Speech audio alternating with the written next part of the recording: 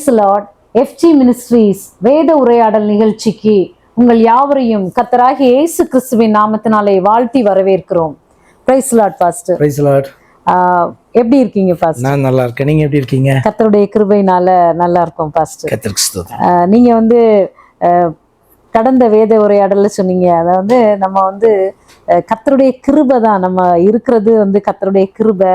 இன்னொன்று, காட் தர்றது ஒவ்வொரு நமக்கு தர சான்ஸுமே நம்ம இன்னும் மனம் திரும்பணும் அப்படின்னு சொல்லிட்டு தான் காட் நமக்கு ஒவ்வொரு நாள், நீங்கள் சொன்னீங்க கேலண்டரில் ஒரு நாள், நமக்கு ஒரு நாள் புதுசாக வருது அப்படின்னாலே காட் நம்ம மேலே கிருபையாக இருக்கிறாரு, நமக்கு கொடுத்துருக்குற சான்ஸு.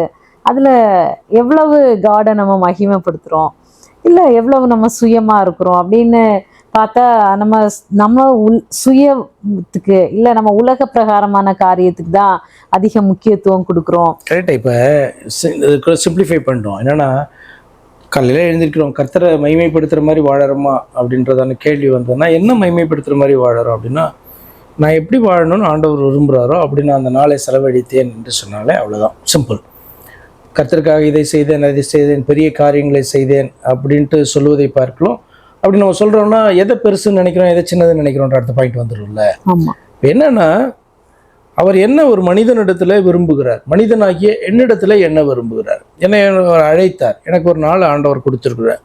அந்த நாளில் நான் பார்த்தீங்கன்னா எப்படி நடக்கணும் அப்படின்னு அவர் விரும்புகிறாரோ அந்த மாதிரி நடந்த நாள். அடுத்த கேள்வி, எப்படி நடக்கணும்னு நினைக்கிறாரு அப்படின்னு ஒரு கேள்வி வருது. அடுத்து, மனுஷன் எப்படி நடக்கணும் அப்படி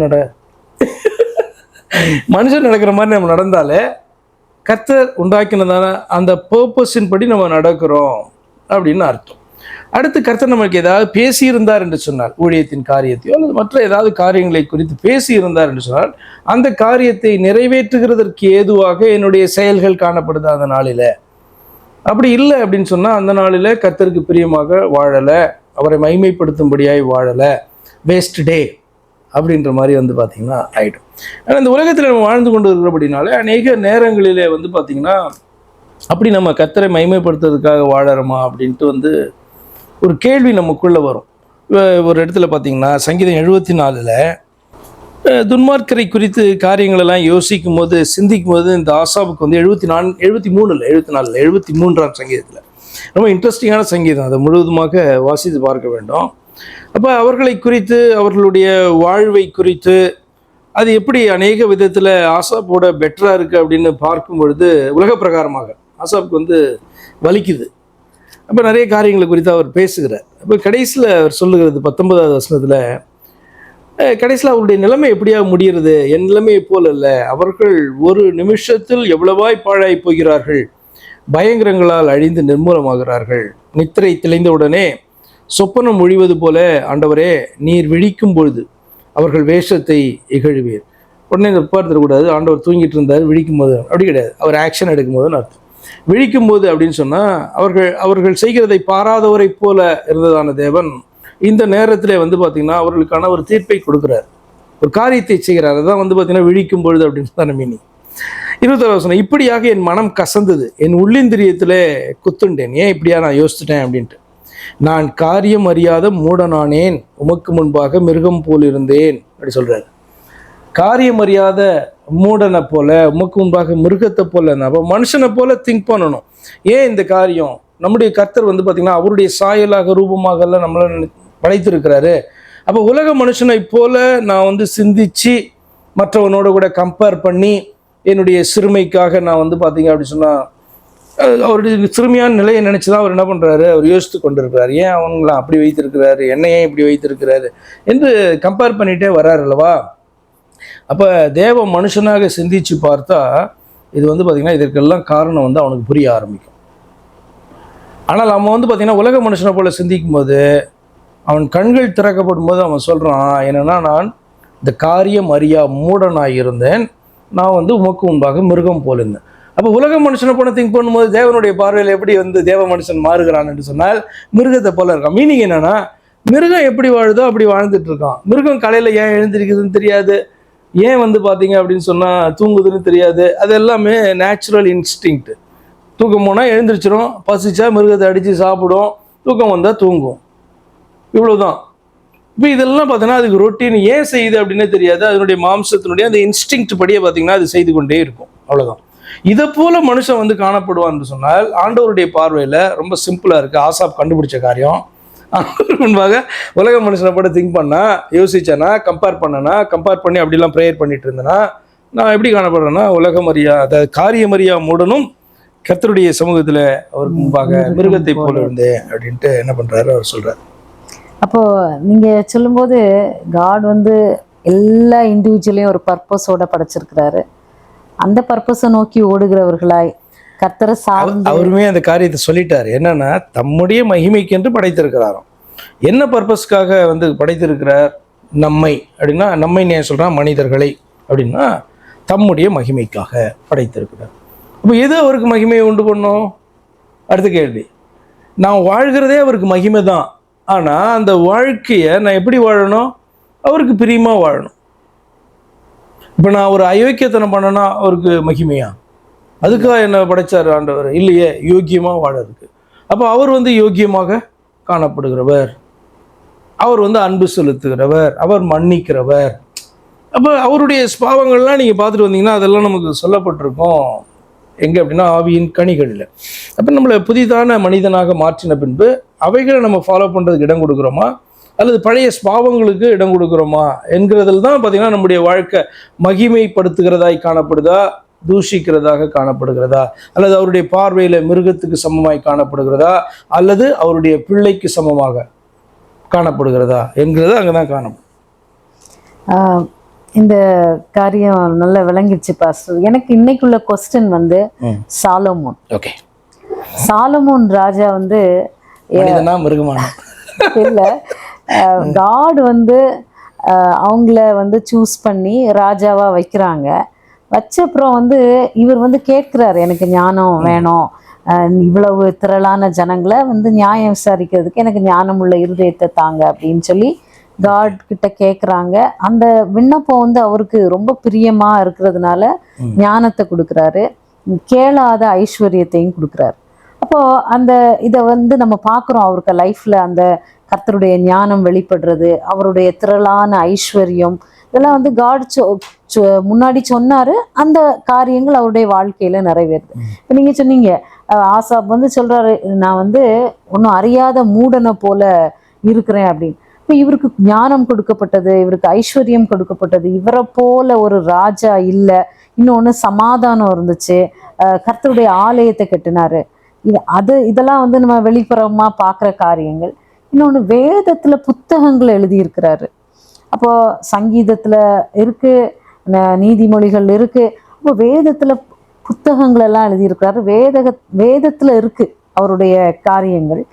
ஆனா வந்து அவருடைய லைஃப் எப்படி அப்படின்னு பார்க்கும்போது பயங்கர ஒரு இவ்வளவு ஞானத்தையும் இவ்வளவு கர்த்தருடைய ஆசீர்வாதத்தையும் கர்த்தருடைய கரத்திலிருந்து பெற்ற மனுஷன் எப்படி வந்து இன்னும் வேதத்துல அவருடைய எழுதின புத்தகங்கள் இருக்கிற மனுஷன் அந்த அவர் எழுதின வார்த்தைகள் தான் அதற்கு கீழ்ப்படியாம அவருடைய வாழ்க்கை காணப்படும் போது எப்படி அவரால் அவருக்கு வெளிப்படுத்தப்பட்ட அந்த வார்த்தையின்படியே அவர் நடக்க முடியாம எப்படி அவருடைய வாழ்க்கை இருந்தது பாஸ்டர்? அதை எப்படி நம்ம புரிஞ்சிக்கிறது? அது புரியறதுக்கே ஒரு ரொம்ப காம்ப்ரிஹெண்ட் பண்றதுக்கே ரொம்ப கஷ்டமா இருக்கு. சொல்லலாம், உண்மையிலே புரியறதுக்கு கஷ்டமாக தான் இருக்கும். புரியாத புதிர் அப்படி சொல்லுவாங்கள்ல, அதே போல் எப்படி இவ்வளவு ஞானம் பெற்ற ஒரு மனுஷன் எப்படி வந்து விசேஷமாக விக்கிரக ஆராதனைக்குள்ளே எப்படி போனான், அந்த விக்கிரக ஆராதனையை எப்படி தன்னுடைய வாழ்க்கையில் அவன் அனுமதித்தான் அப்படின்றது, தேவாலயத்தை அவனுடைய வீழ்ச்சியே இப்படி இருந்துச்சு.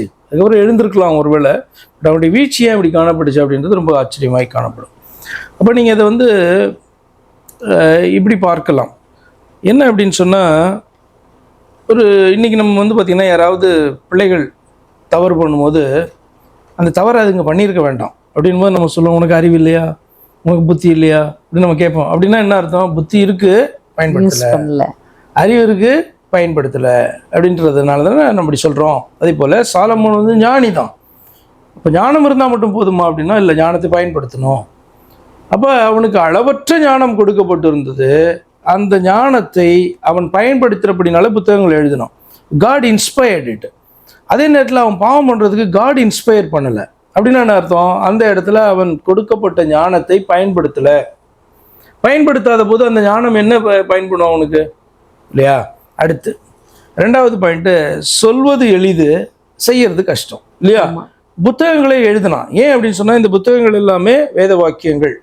அந்த வேத வாக்கியங்கள் தேவ ஆவியினாலே தேவ மனிதர்கள் ஏவப்பட்டு அவர்கள் எழுதினார்கள் ஒவ்வொரு காலகட்டத்திலையும். அதே போல வேத வாக்கியங்கள் அவனால் எழுதப்பட்டது உண்மை. அப்போ வந்து பார்த்தீங்கன்னா தேவாவினாலே ஏவப்பட்டு அவைகளை எழுதினான். அவன் எழுதின வார்த்தைகளையே வந்து பார்த்தீங்கன்னா அவன் கை கொண்டு தான் ஆக வேண்டும். இப்போ நீங்கள் இப்படி உங்களுக்கு புரியுற மாதிரி சொல்கிறேன். இப்போ இயேசு கிறிஸ்து வந்து பூமியில் வந்தார் அல்லவா? இப்படி நீங்கள் எடுத்துக்கோங்க. இன்னொரு வார்த்தையை சொல்லிடுறேன். நியாயப்பிரமாணத்தை கட்டளையிட்டவர் ஒருவரே. நியாயப்பிரமாணம்னா வேத வாக்கியங்கள் இல்லையா? நியாயப்பிரமாணத்தை கட்டளையிட்டவர் அவரே அழிக்கவும் ரட்சிக்கவும் வல்லவர் இல்லையா? அதே போல இந்த வேத வாக்கியங்களை வந்து பார்த்தீங்கன்னா கொடுத்தவர் தேவன். நியாயப்பிரமாணத்தை கட்டளையிட்டவர் இயேசு கிறிஸ்துனா, இந்த வேத வாக்கியங்களை கொடுத்தவர், இன்ஸ்பயர் பண்ணவர் வந்து பார்த்தீங்கன்னா இயேசு கிறிஸ்து, அதாவது தேவன். பிலிப்பியர் 2ஆம் அதிகாரத்தில் அவரை குறித்து வாசிக்கிறோம். என்ன அப்படின்னு சொன்னா, அவர் அடிமையின் ரூபம் எடுத்து மனுஷ ரூபமாய் காணப்பட்டு சிலுவையின் முடிவு பறிந்து என்ன பண்ணாராம்? அவர் கீழ்ப்படிந்தார். அடுத்த கேள்வி வருது, யாருக்கு கீழ்ப்படிந்தார்? எதற்கு கீழ்ப்படிந்தார்? அவருடைய வார்த்தை. ஏன்னா கீழ்ப்படிதல் அப்படின்னாலும் நமக்கு ஒரு பாயிண்ட். இப்ப பிதாவுக்கு கீழ்ப்படிந்தார், தேவனுக்கு கீழ்ப்படிந்தார் அப்படின்னாலும் என்ன கீழ்ப்படிந்தார்? வார்த்தைக்கு கீழ்ப்படிந்தார். அதாவது அவர் கொடுத்த வார்த்தைகளுக்கு அவரே கீழ்ப்படிந்தார். என்ன வித்தியாசத்தை பார்க்குறீங்க இயேசு கிறிஸ்துவுக்கும் சாலமோனுக்கும்? இந்த இடத்துல சாலமோன் வேத வாக்கியங்களை எழுதினான், அந்த வார்த்தைகளுக்கு கீழ்ப்படியில்லை அல்லது முழுமையாக கீழ்ப்படியில்லை. இயேசு கிறிஸ்து தான் தேவனுடைய வார்த்தைகளை கொடுத்தார். தேவனாக தேவ வார்த்தைகளை கொடுத்தது இயேசுவானவர். ஆனால் கீழே மனிதனாக வந்தபோது அந்த வார்த்தைகளை மீறாதவராக அவர் அந்த வார்த்தைகளுக்கு கீழ்ப்படிந்து நடந்தார். அதாவது சிலுவையின் முடிவு பறிந்தோம். அப்ப அவர் வார்த்தையை கொடுத்துட்டு அவரே அந்த வார்த்தையை மீறினார்னா அவர் எப்படி தேவனா இருக்க முடியும் இல்லையா? இப்ப இதுதான் இந்த சாதாரண மனுஷனுக்கும் பரலோகத்தின் தெய்வத்துக்கும் இருக்கிறதான வித்தியாசம். அப்ப இந்த சாதாரண மனிதர்கள் அவருடைய சாயலாக உண்டாக்கப்பட்டபடினாலே அவரால் கொடுக்கப்பட்ட அந்த வார்த்தைகளை அவர்கள் கை கொள்ள வேண்டும் என்று விரும்புகிறார். அதனால்தான் ஆதாமை ஏவாளை உண்டாக்கி அவர்களுக்கு வார்த்தையை கொடுத்தார். நீங்க இந்த காரியத்தை செய்யக்கூடாது அப்படின்ட்டு சொன்னார். அவர்களோ அந்த காரியத்தை மீறினார்கள். அப்படியானார்கள். சொல்லப்பட்ட வார்த்தையை உள்வாங்கினவர்கள், அந்த வார்த்தை புரிந்தது, அந்த வார்த்தையின்படி நடக்க கடமைப்பட்டவர்கள் அந்த வார்த்தையை மீறுறாங்க. இப்ப இது வந்து பாத்தீங்கன்னா தொடர்கதையாகிறது. என்னன்னா, ஆதாம் வந்து தன்னுடைய பிள்ளைக்கு சொல்லியிருப்பான், பாரு இந்த வார்த்தையை மீறக்கூடாது, இந்த வார்த்தையை மீறினா பிரச்சனை அப்படின்ட்டு கட்டளைகளை தன்னுடைய பிள்ளைகளுக்கு சொல்லி கொடுத்துருப்பான். எல்லாம் அந்த வார்த்தைகளின்படி நடந்தா ஏன் வந்து காயின் ஆபேலை கொல்றான்? இப்போ இந்த காரியத்தை அறிந்து அதனாலே தண்டிக்கப்பட்டு வெளியே வந்திருக்கிற ஆதாமோ ஏவாளோ தன்னுடைய பிள்ளைகளுக்கு நிச்சயமாய் சொல்லி கொடுத்துருப்பாங்க கட்டளைகளை. அப்போ இது ஆண்டவருக்கு பிரியம், இது பிரியமில்லைன்னு சொல்லி கொடுத்துருவாங்க. அப்படியும் என்ன பண்ணுறாங்க? They chose to believe or unbelieve, அல்லது அதை வந்து பார்த்தீங்கன்னா அதோடைய செயலில் காண்பிக்க விரும்பி என்ன பண்ணுறான்? ஒருத்தன் வந்து கீழ்ப்படிறான், ஒருத்தன் கீழ்ப்படியாமல் போகிறான், ஒருத்தன் விசுவாசிக்கிறான், ஒருத்தன் அவிசுவாசியாய் காணப்படுகிறான். இப்போ இதுதான் வந்து சாலமோனுடைய லைஃப்லேயும் நடந்தது. வார்த்தைகள் கிடைத்தது, ஆண்டவரை குறித்து அவ்வளவு அறிவு காணப்பட்டது, ஞானம் காணப்பட்டது. ஆனால் அதை பயன்படுத்த வேண்டும் அல்லவா? எப்போ பயன்படுத்த முடியும்? ஒரு டெஸ்ட் வரும்போது தான், ஒரு டெம்டேஷன் வரும்போது தான் அந்த வார்த்தையை பயன்படுத்த முடியும். இப்போ அநேக ஸ்திரீகளை படைக்கக்கூடாதுன்ட்டு வார்த்தை காணப்படுது, அவனுக்கு தெரியும் இல்லையா? அப்போ அநேக ஸ்திரீகளை படைக்கும்படியான அந்த இச்சை அல்லது அந்த விருப்பம் வரும்பொழுது அவன் என்ன பண்ணணும்? கர்த்தருடைய வார்த்தையை பயன்படுத்தணும். ஆண்டவர் சொல்லியிருக்காரு இதை. அப்போ அவ்வளவு ஞானம் காணப்பட்டும் கர்த்தருடைய வார்த்தையை மீறுகிறதற்கு அவனுக்கு என்னதான் காரணம் காணப்பட்டாலும் அவன் வந்து வீழ்ச்சியை நோக்கி போகிறான், விழுகிறான் என்று சொல்லி அர்த்தம். இதுதான் சாலமோனுடைய காரியத்தில் நம்ம கொஞ்சம் தெரிந்து கொள்ளுகிறதான விஷயங்கள். இப்போ நீங்க அந்த அநேக பெண்களை தெரிந்து கொள்ளக்கூடாது அப்படின்னு சொன்னீங்க. அது வந்து கிறிஸ்து சொல்லியிருக்காங்க. நீ வந்து என்னோட காட் தானே அவனை வந்து ஐஸ்வர்யத்துல விருத்தி அடைய செய்தார். அப்போ இன்னொரு வார்த்தை கூட இருக்கு, அந்த குதிரைகளையும் வந்து அநேகம் சம்பாதிக்க கூடாது. அப்போ காட் கொடுத்த ஆசீர்வாதம் தானே பாஸ்டர். அப்போ அதை ஏன் வந்து சம்பாதிக்க கூடாது அப்படின்னு சொல்லிட்டு அந்த அந்த ஒரு கிரைட்டீரியா, நீங்க சொன்ன முதல் கிரைட்டீரியா அநேகம் ஸ்திரீகளை படைக்கக்கூடாது, ஏன்னா அவங்க வந்து வலிவி போக பண்ணுவாங்க அப்படின்னு சொல்லி, அது ஓகே, ஜஸ்டிஃபிகேஷன் கரெக்டாக நம்ம அக்செப்ட் பண்ணிக்கலாம். நிறைய ஐஸ்வர்யம் இருந்ததுன்னா நிறைய குதிரை வீரர்களை சம்பாதிப்பாரு, நிறைய ஐஸ்வர்யம் இருந்ததுன்னா அவருடைய படை பலம் பெருசா இருக்கும். காட் தானே கொடுத்த ஐஸ்வர்யம். அப்போ அது அந்த பாயிண்ட் எப்படி பாஸ்டர் புரிஞ்சுக்கிறது? எப்படி பார்க்கறது அப்படின்னா, ஆதாம் ஏவாளை தோட்டத்தில் வைத்து நிறைய வந்து பார்த்தீங்க அப்படின்னா விருட்சங்களை வைத்தார். நடுவில் 2 விருட்சங்களை வைத்து அதில் ஒரு விருட்சத்தை, நன்மை தீமை அறியத்தக்க விருட்சத்தை புசிக்கக்கூடாதுன்னு சொன்னார். எல்லா விருட்சத்தையும் புசிக்கலாம், ஆண்டவர் சொல்லலைன்னா. நன்மை தீமை அறியத்தக்க விருட்சத்தையும் புசிக்கலாம். ஆனால் எப்போ ஆண்டவர் வந்து அதை தடை பண்ணினாரோ, இதை செய்யாதேன்னு சொன்னாரோ, அன்னைக்கு அந்த தோட்டத்தில் தான் வாழ்ந்தாலும் அதன் அருகிலே இருந்தாலும் அதை என்ன பண்ணக்கூடாது? புசிக்கக்கூடாது. அதே போல தான் குதிரைகளை வந்து நிறைய சேர்க்கறது பெரிய பிரச்சனையே கிடையாது. பெரிய போர்ப்படையை உருவாக்குறது பிரச்சனையே கிடையாது. ஏன்னா எல்லா ராஜாக்களும் செய்கிறதான காரியம். ஆனால் உன்னை பார்த்து ஆண்டவர் சொன்னார் நோ அப்படின்னா, நோ, நிறைய குதிரைகளை நீ சேர்க்கக்கூடாது. அதே மாதிரி எல்லா ராஜாக்களும் நிறைய மனைவிகளை வைத்திருந்தார்கள், நார்மல் அவங்களுக்கு. ஆனால் இஸ்ரவேலின் ராஜாவாகிய உன்னை பார்த்து சொல்கிறார், உனக்கு நிறைய மனைவிகள் வேண்டாம். ஏன்னா அவர்களுடைய தெய்வங்கள் வேற, அவர்களுடைய வழிமுறைகளும் வழிபாடுகளும் வேற. அந்த ஸ்திரீகள் அவருடைய அந்த ராஜாவுடைய இருதயத்தை வழுவ பண்ண போகிறது கிடையாது. உனக்கு வந்து ஒரே தெய்வம் தான். அப்படி இருக்கும்போது அந்த தெய்வம் சொல்கிறார் நிறைய மனைவிகள் உனக்கு வேணாம். ஏன் அப்படின்னு சொன்னால், அவர்களெல்லாம் வெவ்வேறு நம்பிக்கையிலே காணப்படுகிறவர்கள், வெவ்வேறு தெய்வங்கள் அவர்களுக்கு உண்டு. அவர்களை உன்னுடைய வாழ்க்கைக்குள்ள நீ கொண்டு வந்தால் அவர்கள் உன்னை வழிவிலக பண்ணுவார்கள். அப்போ உனக்கு ஸ்பெசிஃபிக்காக கொடுக்கப்பட்டதான கட்டளை. ஆனால் அப்படின்னாலும் எனக்கு நிறைய ஐஸ்வர்யம் உண்டு, why don't I do it அப்படின்னு நீ கேட்கக்கூடாது. தோட்டத்து நடுவில் தானே இருக்குது, இந்த கனியை மட்டும் புசித்தால் என்ன நீ கேட்கக்கூடாது. ஏன்னா உனக்கு அது நான் சொல்கிறேன், நோ சொல்கிறேன் அப்படின்னுவார். அப்போ ஆண்டவர் வந்து பார்த்தீங்கன்னா ஒன்றை விளக்கும் போது அந்த கட்டளைக்குள்ளே போய் இதை ஏன் ஆண்டவர் கொடுத்தார் என்று உண்மையாய் ஆராய்ந்து பார்த்தால் இது என்னுடைய நன்மைக்காய் கொடுத்தார் என்பது விளங்கும். ஆனால் இதை ஏன் ஆண்டவர் கொடுக்க வேண்டும் என்று சிந்தித்து பார்த்தா அது விளங்கவே விளங்காது. ஏன் ஐஸ்வர்யம் இவ்வளோ இருக்குது, ஏன் குதிரைகளை சம்பாதிக்க கூடாது? எல்லா ராஜாவும் வைத்திருக்கிறான், ஏன் நான் வைத்திருக்க கூடாது? அப்படி ஒன்று தோன்றும். ஏன் இதை கொடுக்க வேண்டும், எதற்காக கொடுக்க வேண்டும்? நோ, கொஞ்சம் யோசிச்சு பார்த்தா என்னுடைய நன்மைக்காக கொடுத்துருக்கிறார். எனக்கு விளங்காத எவ்வளவு ஞானியாக இருந்தாலும் அந்த காரியம் விளங்கலையா நான் உனக்கு, எனக்கு ஆண்டவர் நோ சொல்லியிருக்கிறார். ஆனபடினாலே it is wise not to do that. அவ்வளோதான் உண்மையான ஞானி அப்படின்னு சொன்னால் நோ, அந்த ஞானம் கிரியை செய்துன்னு அர்த்தம். அப்போ இந்த கட்டளைகளை மீறும் போது சாலமோனுடைய ஞானம் எங்கே போயிற்று, மனோவிருத்தி எங்கே போயிற்று, எல்லாம் இருந்தது. அந்த நேரத்தில் அது அவனுடைய வாழ்க்கையில கிரியை செய்கிறதற்கு அவன் தன்னை ஒப்பு கொடுக்கல. அல்ல அப்படின்னா அதை வந்து சப்ரஸ் பண்ணியிருப்பான்.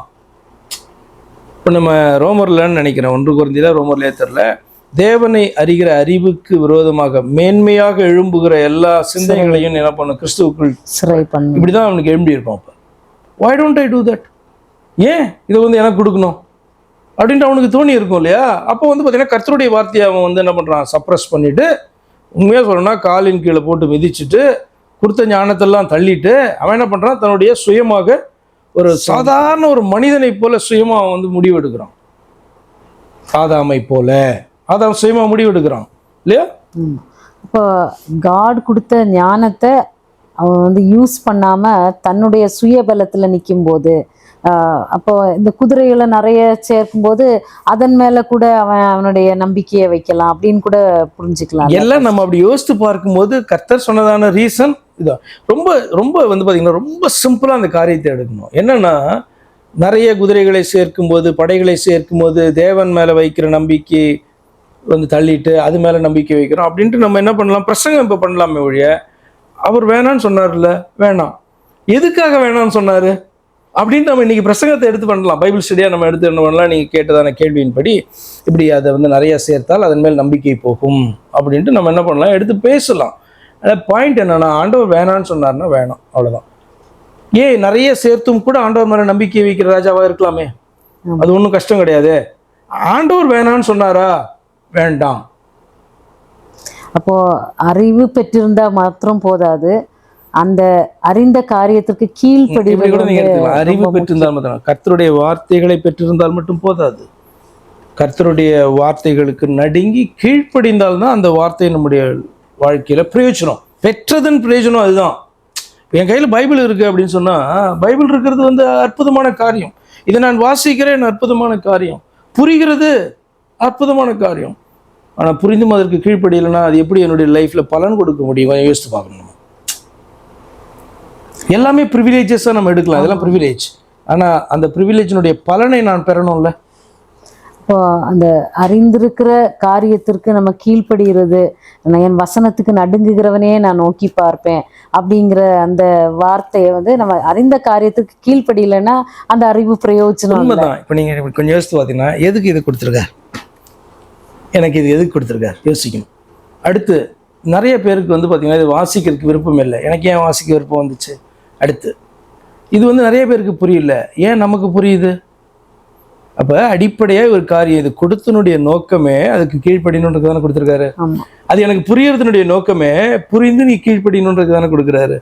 அப்போ எல்லாரிடத்துலையுமே ஆண்டவர் இதை கொடுத்ததனுடைய நோக்கமே என்ன அப்படின்னு சொன்னால், பர்பஸே இது உன்னுடைய வாழ்க்கையில் கிரியை செய்யணும், பலன் கொடுக்கணும், இது விளையணும் அப்படின்னு கொடுக்குறாரு. இல்லை என்கிட்ட இருக்குது, இது எல்லா சீடும் இருக்குது, ஆனால் நான் வந்து விதைக்க மாட்டேன் அப்படின்னா எப்படி? அது பலனே கிடைக்கும், பலன் கிடைக்காது இல்லையா? கொடுத்த பர்பஸ் வந்து வேஸ்ட் இல்லையா? இப்போ நீங்கள் சொன்னீங்க அந்த தோட்டத்தில் அந்த ஒரு விருட்சத்தை வச்சுட்டு அது புசிக்காதன்னா அதையே கம்ப்ளீட்டாக நம்ம ஒபே பண்ணணும், அதுதான் நம்மக்கிட்ட எதிர்பார்க்க. அதுதான் ஒபே பண்ணுறது மாத்திரமல்ல, அதுதான் டெஸ்ட்டு. அவர் அங்கே வைக்கலைன்னா நோ ப்ராப்ளம், அங்கே வச்சிருக்காரு ஆனால் வேணான்னு சொல்கிறாரு. எனக்கு தோணலாம், ஏன் இது வைக்காமையே இருந்திருக்கலாமே அப்படின்னு எனக்கு தோணும். வச்சுட்டு ஏன் சாப்பிடக்கூடாதுன்னு சொல்கிறாரு அப்படின்லாம் தோணும் இல்லையா? ஏன் அந்த உரிமை அவருக்கு இல்லையா? அவர் காடு, உன்னை அவரை போலவே செம்மையானவனாய் உண்டாக்கி வைத்திருக்கிறாரு, உன்னை அவர் டெஸ்ட் பண்ணக்கூடாதா? அப்போ வந்து அந்த கேள்வியை நம்ம கேட்கவே கூடாது. ஏன் இதை வைத்திருக்கிறார், இதை ஏன் நோன்னு சொல்றாரு அப்படின்னு நம்ம கேட்கவே கூடாது.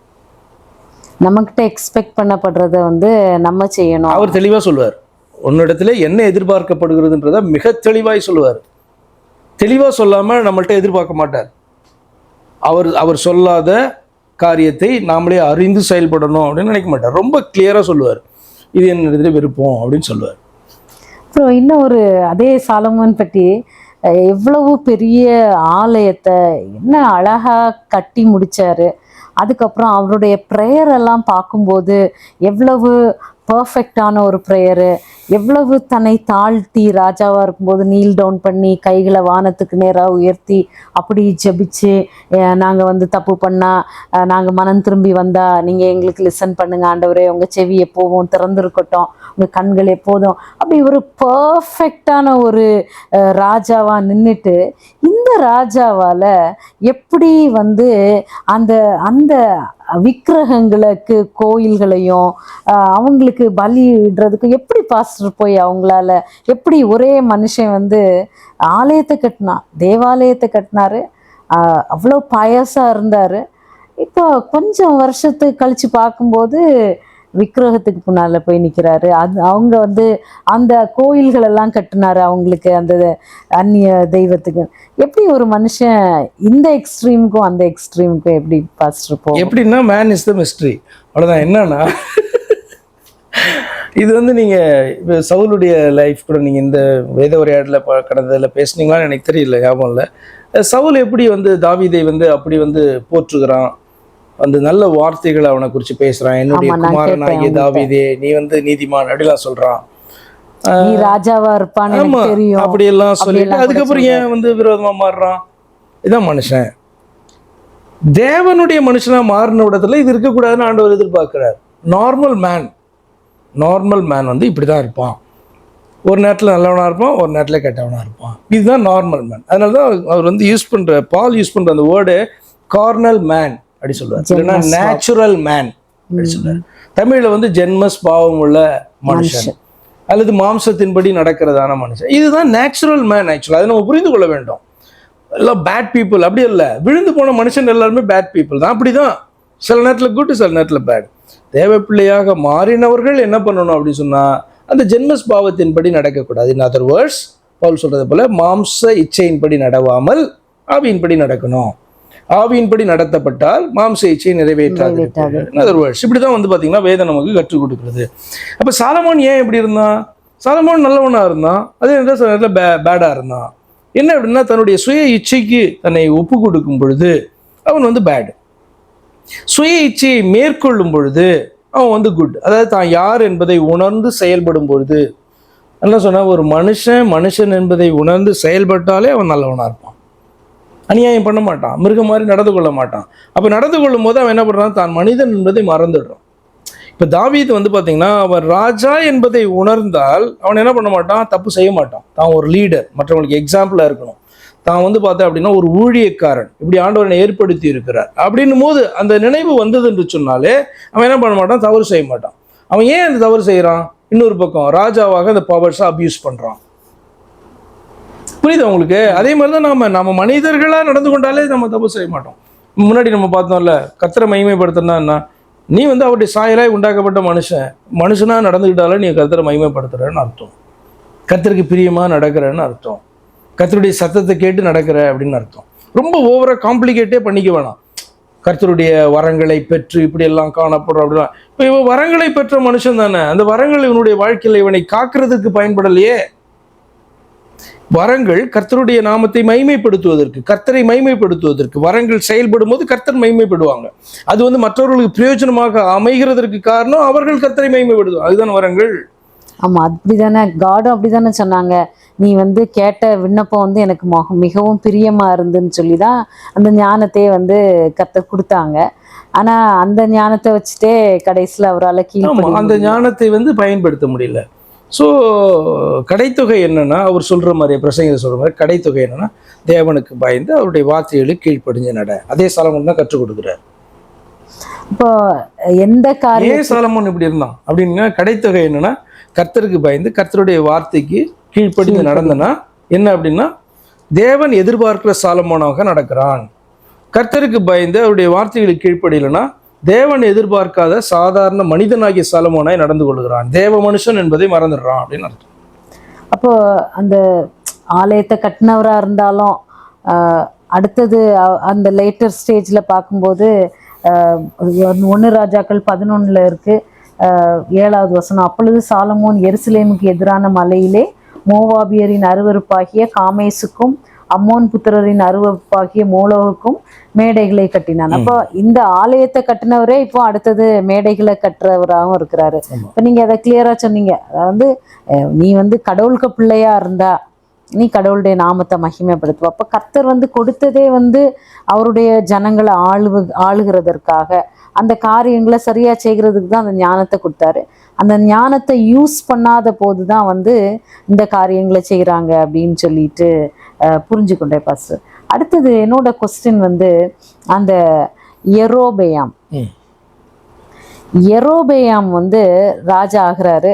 ரெஹோபேயாம் வந்து கர்த்தரால வந்து அந்த காரியம் நடக்குது. ரெஹோபேயாம் தள்ளப்படுறாரு. அவர் ஒரு கோத்திரத்தை, யூதா கோத்திரத்தை வச்சிருக்கிறாரு. கர்த்தர் தான் சூஸ் பண்றாரு எரோபேயாம. ரெஹோபேயாம் வந்து சாலமோனோட அடுத்த வாரிசுனால அவர் ராஜாவா வர்றாரு. ஆனால் கர்த்தர் வந்து ஒரு தீர்க்கதரிசி மூலமா சொல்லி வந்து எரோபேயாம சூஸ் பண்ணியாச்சு. ஒரு கரெக்டாக கர்த்தருடைய திட்டத்தின்படியே ராஜா ஆகிறாரு. அவர்கிட்ட சொல்றாரு, நீ வந்து எனக்கு முன்னால உத்தமனா இருந்தா உன் விளக்கு, உன் சந்ததி வந்து அப்படி கண்டினியூ ஆகும். ஆனா இந்த ராஜாவோட இந்த அவர் செய்த காரியம் வந்து இவங்க வந்து தாவீதுடைய அந்த சந்ததிக்கு பின்னால போயிடுவாங்கன்னு சொல்லிட்டு 2 இடத்துல வந்து அந்த சிலைகளை, கண்டுக்குட்டிகளை வச்சுட்டு அந்த கண்டுக்குட்டிகள் தான் அவங்கள நடத்திட்டு வந்துச்சு, இதுதான் உங்க தெய்வங்கள் அப்படின்னு சொல்றாரு. அவரே வந்து பண்டிகையை நியமிக்கிறாரு. அவர் வந்து அந்த ஜனங்களை வந்து அந்த கர்த்தர்கிட்ட போகிறத ஸ்டாப் பண்ணி தன்னுடைய காரியத்தை சாதிக்க நினைக்கிறார். அது எவ்வளவு துணிகரம் பாஸ்டர். எப்படி கர்த்தர் வந்து சூஸ் பண்ண மனுஷன் இப்போ கர்த்தருக்கு அகெயின்ஸ்டா செய்யற மாதிரி அது அது எவ்வளவு துணிகரம். அது எப்படி பாஸ்டர் புரிந்து ஒரு பயங்கரமான ஒரு காரியம்தான். ஆனால் நீங்கள் இப்படி எடுத்துக்கோங்களேன், நம்ம ஜென்ம ஸ்பாவத்தில் நம்ம செயல்படும் போதெல்லாம் நம்ம துணிகரமான காரியத்தை தான் நம்ம பண்ணுறோம் அப்படின்றது நமக்கு புரியணும். நம்ம எரோபேயாம் வந்து ஒரு மோசமான ஒரு எக்ஸாம்பிள். இப்போ காணப்படுகிறதான அந்த ரிலீஜியனுக்கு ஒரு முக்கியமான ஒரு காரணம் அவன் அப்படின்னு கூட சொல்லலாம். ஏன் அப்படி நான் சொல்கிறேன் அப்படின்னா, கர்த்தர் என்கிறவர் அந்த இஸ்ரவேலினுடைய தேவனாய் காணப்பட்டார். இஸ்ரவேல் அவருடைய சபையாய் காணப்பட்டார். அதுக்குள் காணப்படுகிறதான அந்த ஆராதனை முறைமைகள் எல்லாம் அந்த தெய்வத்தால் கொடுக்கப்பட்டது. இவன் இது எல்லாத்தையுமே வந்து ரீப்ளேஸ் பண்ணுகிறான். என்ன அப்படின்னு சொன்னால், எருசலேமுக்கு போக விடாமல், அங்கே போய் பலிகளை செலுத்த விடாமல் வந்து பார்த்தீங்க அப்படி சொன்னால், தேவன் ஏற்படுத்தினதான அந்த கோத்திரத்தை ஆசாரியத்துவத்துக்கு பயன்படுத்தாமல் அவன் வந்து மாற்றுகிறான். அப்போ தெய்வத்தை மாற்றுகிறான், தெய்வத்தை ஆராதிக்கிற வழிமுறைகளை மாற்றுகிறான், அந்த ஆராதிக்கிறது பலி கொடுக்கறதுக்கு அவர் ஏற்படுத்தின ஆசாரியர்களை மாற்றுகிறான். அப்போ நியூ பேட்டர்ன். இப்போ இந்த பேட்டர்ன் தான் வந்து பார்த்தீங்க அப்படின்னு சொன்னால் அது கண்டினியூ ஆகுது. கிறிஸ்தவம் அப்படின்னு எடுத்துக்கிட்டிங்கன்னா கூட அதுக்குள்ளாக இந்த பரலோகத்தின் தேவன் ஆராதிக்கப்படுகிறாரா, அதாவது தேவனாகிய கர்த்தர் ஒருவரையே பணிந்து கொண்டு அவர் ஒருவருக்கே ஆராதனை செய்வாங்க என்று சொல்லப்பட்டிருக்கே. அப்படி ஒருவருக்கே ஆராதனை செய்யப்படுகிறதா கிறிஸ்தவ கூடுகைகளிலே? ஆலயம் என்ற வார்த்தையை பயன்படுத்தாம கூடுகைகளிலே செய்யப்படுகிறதா? அடுத்தது அவர் நியமித்ததான பிரமாணங்களின்படி அவர் ஆராதிக்கப்படுகிறாரா? இல்லை இது புது புது பேட்டர்னை வந்து அவங்களே ஏற்படுத்திட்டாங்களா அப்படின்னா, இது எல்லாத்துக்கும் துவக்கமே வந்து பார்த்தீங்க அப்படின்னா இந்த யெரொபெயாம் என்கிறதான மனுஷன். அதை போய் நம்ம ஆராய்ந்து பார்த்தாலே ரொம்ப தெரியும். அந்த அந்த மார்க்கத்திலேருந்து இவர்களை வழிவிலக செய்து இந்த 10 கோத்திரத்துக்கு புதியதான ஒரு மார்க்கத்தை பார்த்தீங்கன்னா அவன் வந்து எஸ்டாப்ளிஷ் பண்ணுகிறான். அதுக்கு பேரெல்லாம் பார்த்தீங்க அப்படின்னா கர்த்தர், பலிபீடம், மேடைகள், ஆசாரியர்கள், பண்டிகைகள், இப்படி எல்லாம் அதுக்கு பேர் கர்த்தருக்கு பண்டிகை இப்படி எல்லாம் வந்து பார்த்தீங்கன்னா ஏற்படுத்துறான். அதேதான் நீ கிறிஸ்தவத்துக்குள்ள காணப்படுது வேறு விதத்தில். சரியா? அப்போ இவனை வந்து மோசமான ஒரு மகாபாவி அப்படின்னு நம்ம பார்க்கிறோம். நமக்கு என்ன டீச்சிங் அப்படின்னு சொன்னா, நாம நம்முடைய மாம்ச இச்சையின்படி நடப்போம் என்றால், ஓல்டு நேச்சரின்படி நம்ம நடப்போம் என்று சொன்னால், நம்ம கர்த்தருக்கு விரோதமான துணிகரமான காரியத்தை நம்ம பண்றோம். நீங்க யோசிச்சு பார்த்தாலும் உங்களுக்கு தெரியும். ஏன்னா ஆவிக்குரியபடியான சிந்தனை இப்படி இந்த காரியத்தை செய்ய சொல்லுகிறது. அதுதான் வந்து ஆவியின்படி சிந்தித்து ஆவியின்படி நடத்தப்படுகிற காரியம். அதுக்கு ஜஸ்ட் ஆப்போசிட்டா தான் வந்து அந்த மாம்ச பிரகாரமான அந்த காரியம் இருக்கும்.